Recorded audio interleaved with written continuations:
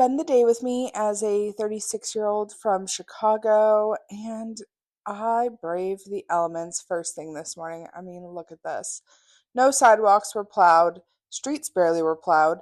So I drove to Pilates, and the class was fairly empty, but honestly, I was just proud of myself for showing up and battling the elements afterwards. I did grab a frappe, and then when I got home, I needed to put myself together. I decided the easiest thing was just to do a slick back, and I'm really sorry. I have realized when I am doing something, especially like putting something in my hair, I make the worst faces. Like, I really do. And my getting ready was serious because I actually took off my nail polish because it was starting to chip. I have to say though, these earrings, they're from J. Crew Factory, and I have been getting so many compliments on them, and they are super, super affordable and so cute.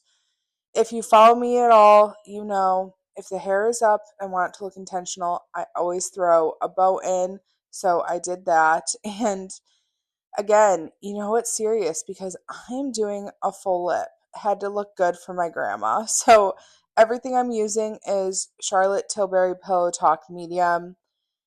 I am a big proponent of the medium, the darker Pillow Talk. It is just so much better than the lighter one, and honestly suits my skin tone a lot better. And then this gloss is actually like their plumping gloss, so it is a little bit tingly. And I'm not a huge gloss girl, but I just really love the way that this looks when it's all put together.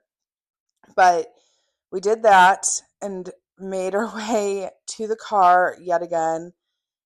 I thought the snow was supposed to end.